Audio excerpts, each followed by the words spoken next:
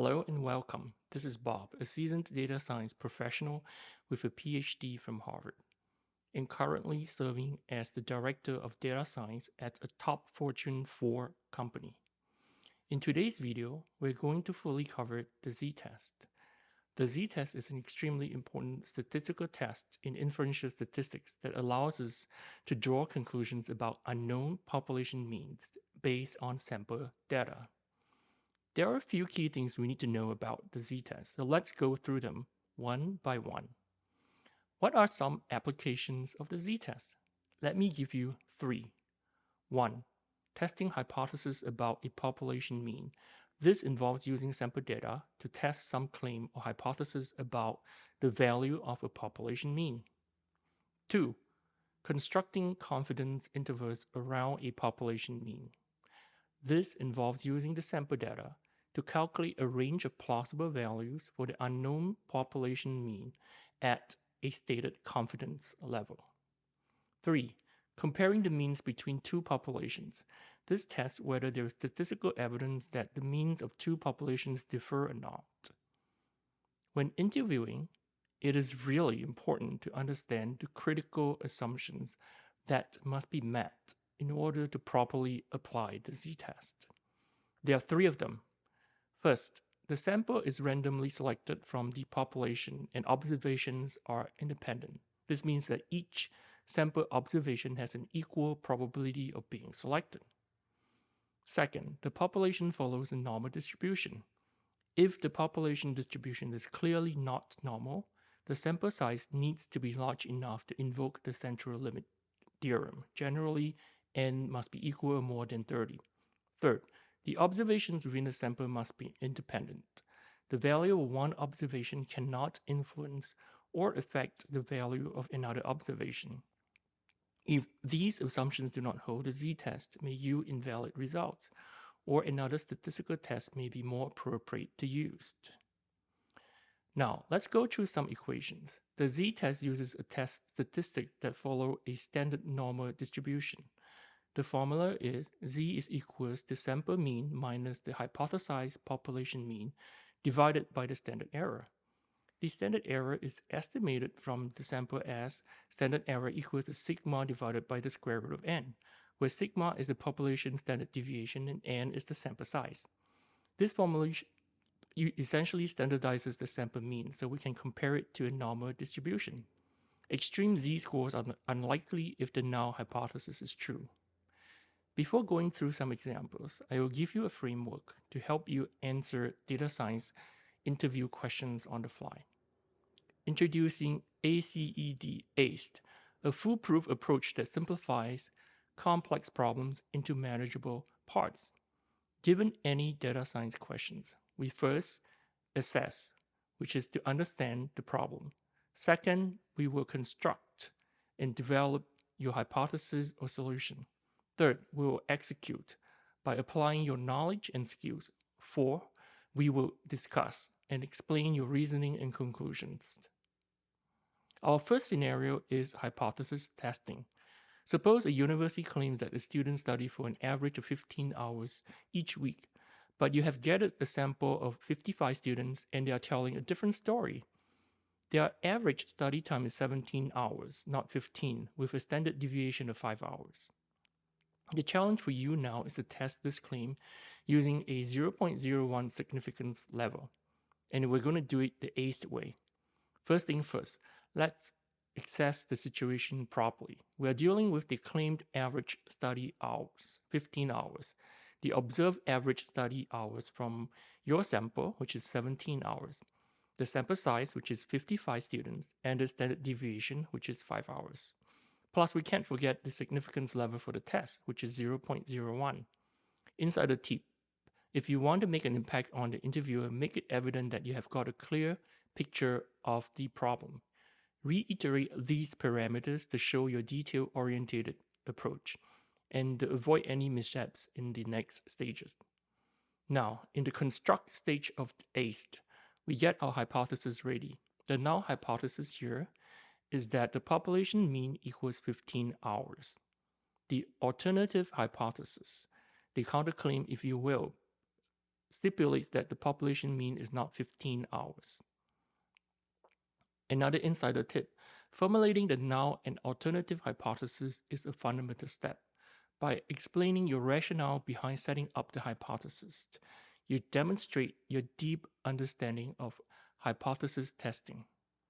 Bring up the concepts of type 1 and type 2 errors and the implications of rejecting or failing to reject the null hypothesis. Time to get our hands dirty with the execution phase of ACE. Now we carry out the z-test. The formula is z is equals to sample mean minus the hypothesized population mean divided by the standard error. The standard error is calculated as standard error is equal to sigma divided by the square root of n, where sigma is population standard deviation and n is sample size. Work those numbers, and you've got yourself a z-statistics of 2.94. Another tip: explaining the z-score and the central limit theorem not only shows that you understand how to do a z-test, but also that you understand the reasons why it's appropriate in this situation.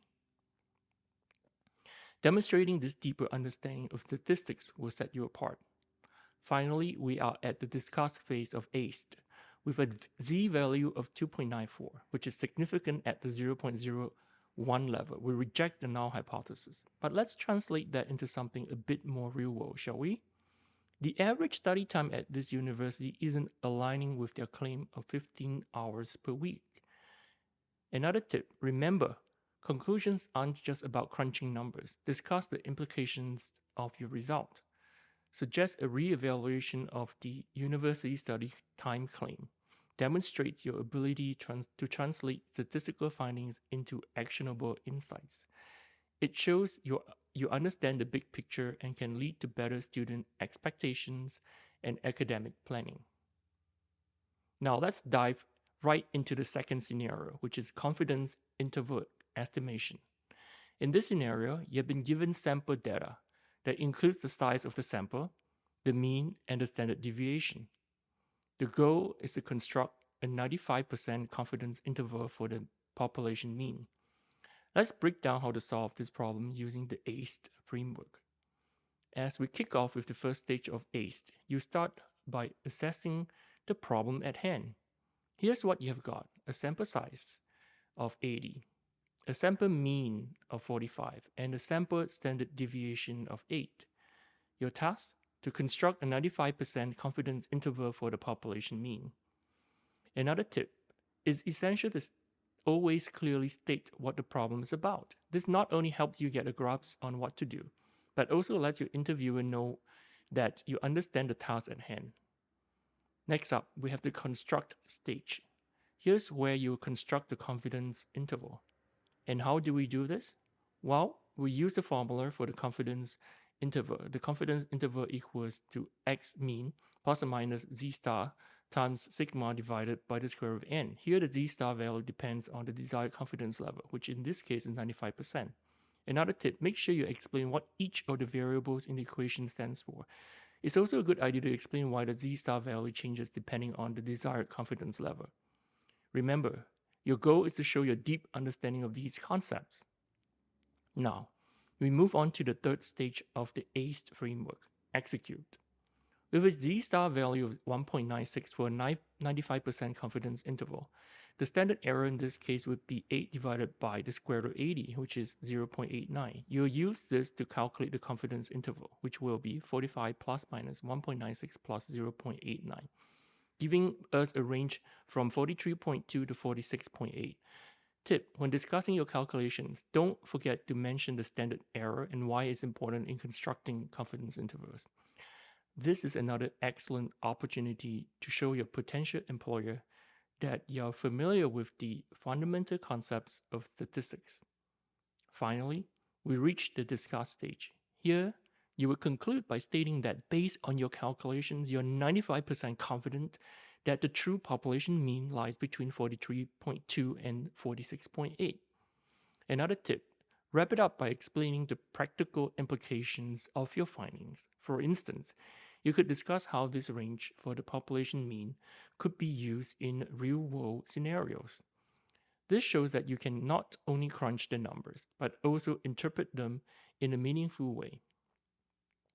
Let's head straight into our third and final scenario now. And remember, the ACE framework is our co-pilot. This time, we're going to compare two population means. We're about to tackle an intriguing question. Is the average daily sodium intake for men and women in a specific population the same? Let's dissect using ACE and see what we find. In the first stage, we assess the data and the problem we are tackling. Here's the lowdown. For men, a random sample of 65 individuals were taken. The mean sodium intake was 2300 milligrams with a standard deviation of 200 milligrams. For women, the sample size was 60 and the mean sodium intake was 2150 milligrams with a standard deviation of 150 milligrams. The claim is that men and women in this population have the same average sodium intake. Inside the tip, reiterate the data and what you understand of the problem. This sets the stage for the problem-solving process. At the construct stage, we define our hypothesis. The null hypothesis states that the mean sodium intake for men and women is the same. The alternative hypothesis, on the other hand, proposes that the mean sodium intake for men and women are different.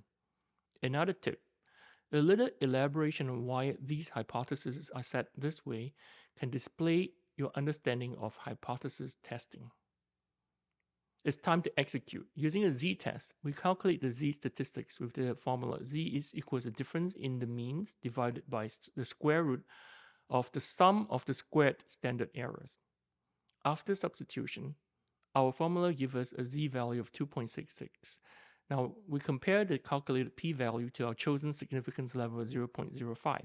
If the p-value is less than 0.05, we reject the null hypothesis. In our case, the p-value is indeed less than 0.05, so we reject the null hypothesis. Another tip, explain the steps you are taking, and be sure to discuss how the z-value is calculated and how it helps determine whether to accept or reject the null hypothesis. In the final discuss stage, we conclude that there is enough evidence at the 0.05 significance level to suggest that the average daily sodium intake is not the same for men and women in this population. Our initial claim doesn't hold after all.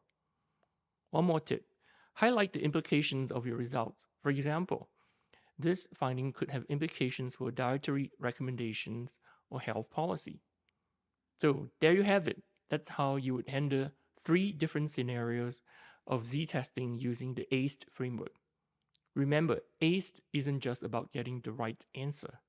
It's about showcasing a systematic approach, your problem-solving skills, and your ability to communicate complex ideas clearly.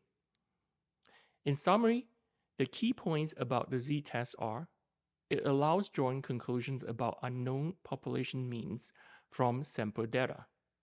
It can be used for hypothesis testing, confidence intervals, and comparing two means. It relies on assumptions of normality, random sampling, and independence. It uses a test statistics that standardizes the sample mean. And that concludes our z-test class. Using the ACE framework, you can now ace your data science interview with absolute confidence. If you found this valuable, please consider hitting the like button, sharing it with others, and subscribing for more learning. Your support is truly appreciated. Thank you and good luck on your data science journey.